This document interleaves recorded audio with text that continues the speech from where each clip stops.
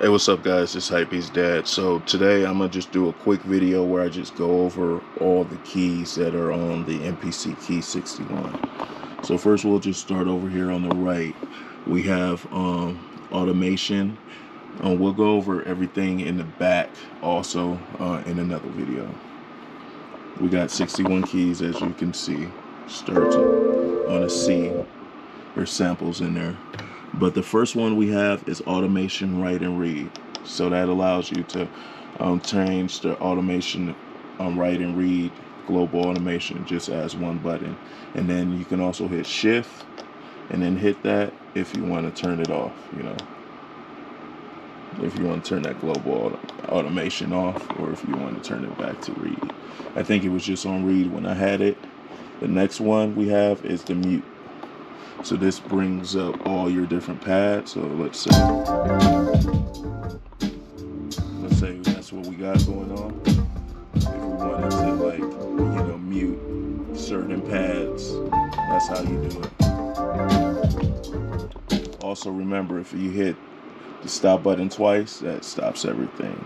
If you hit shift and then that mute button, that brings you into, I guess, like a pad program type thing, and you're able to pad mute. So that's dope too. So you can mute different pads inside that program, not just muting like right here. What we're muting is the tracks. If you hit shift and then mute, you're muting the pads. All right. Next to that one, we have a mix button that brings our mix menu. If we hit shift mix, it'll bring us into the pad level of the mix. So you're able to do stuff on your pads. So really dope. After that, we have our grid button. That basically shows all the, where your notes are played. So I think these are chops right here. Let's solo this. So yeah, let's go back to grid. These are just chops. And as you see, they're on the grid. If we hit shift with that grid button, we go into step sequencer. I'm gonna be honest, I never use step sequencer.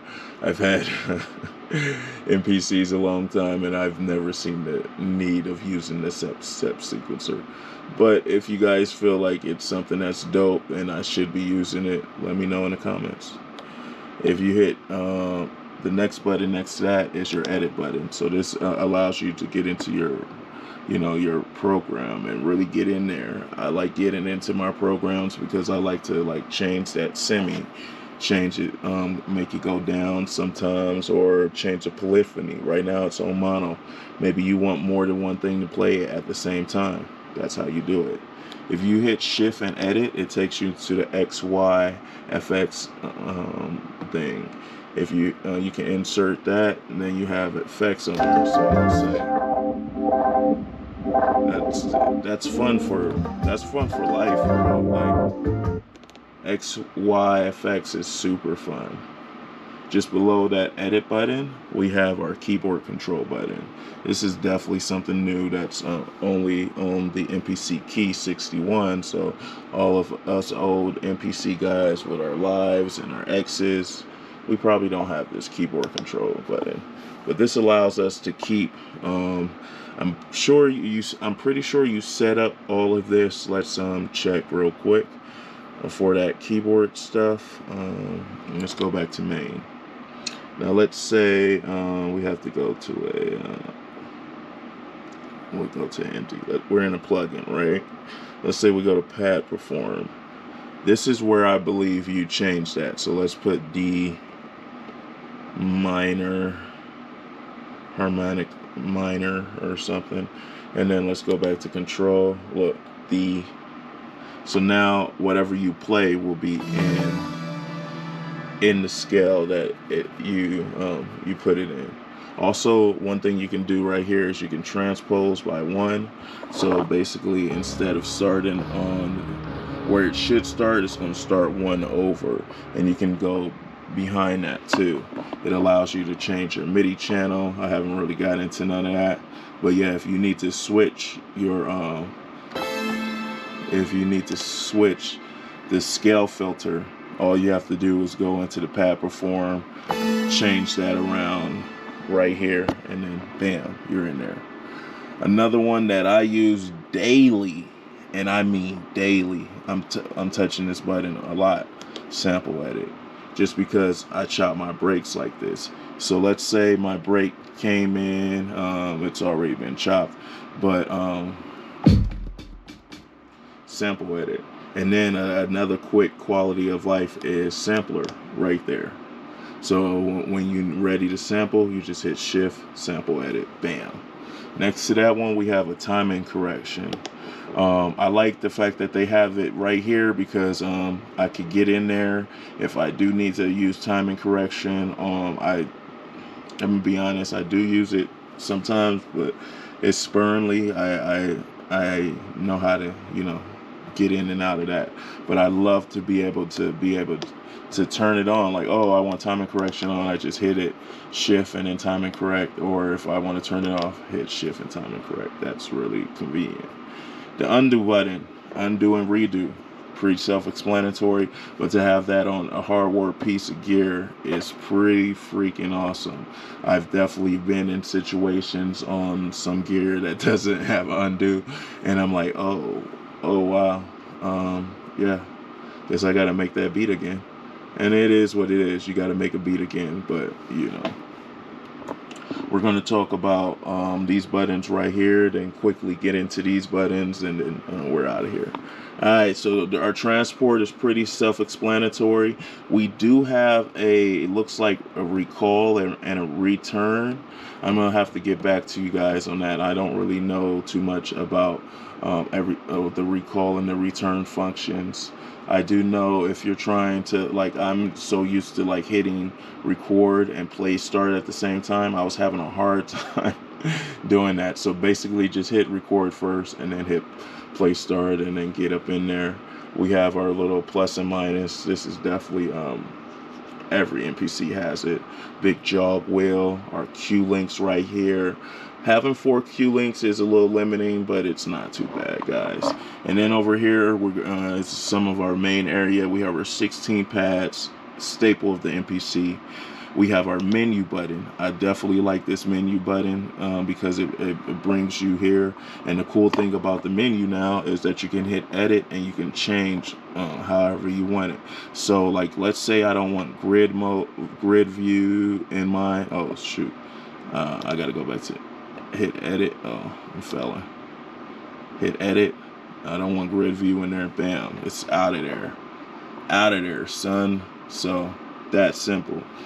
I'll probably put I don't want sounds in there either because you have a sounds button, so I don't feel like. But song mode, main mode, you really don't need it because you got a main button.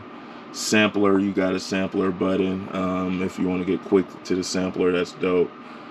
Sample edit don't need to be in there. It should probably be, I don't know, maybe browser, but you got a browser button too. Basically you just got to hit shift and menu. So whatever you want it to be, you can make it, and that's cool. I really like how they made the menu this time. I also like how the new project, save, and then project, everything is right here. It's easy to see. It's not hard. It's not easy to get lost here, you know. And then if you hit shift and menu, you go into browse. Right now I don't have too much crazy stuff going on. I do have a USB disc, and in that USB disc I just put hella drums. All my favorite drum kits are up in there, but it also has like performances because it's a USB that I use for DJing. The sounds button, this is definitely something I will go into on a completely its own video, but the sounds button is dope. You're able to go up in there, find a sound. Let's say we want it today, electronic piano. Let's go to Neo Deep. It does take a little time to load.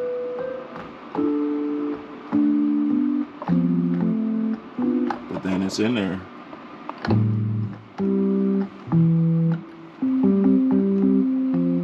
I'm not a keyboard player, but I am trying to start learning, you know, like learning what keys are which and stuff and how to put my fingers.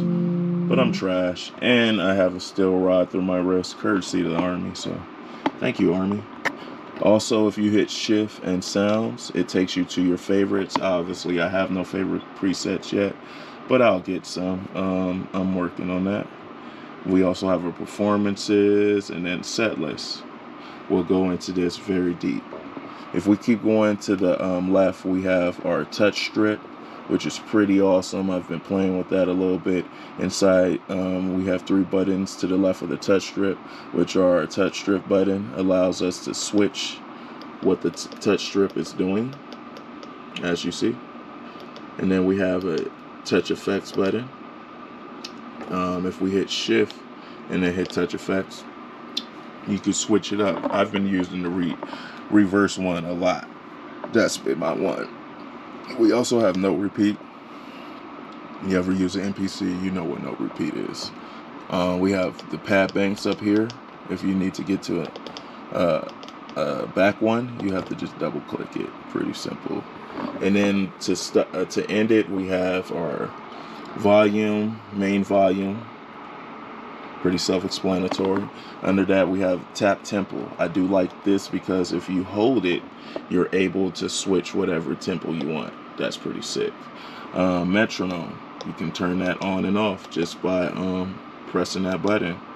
That's pretty sick. The arpeggiator. So, like, let's say you want to arp on some of your stuff. Bam. And to switch how that arp works, hit shift and arp. You also have a latch. So let's say you want those notes to latch.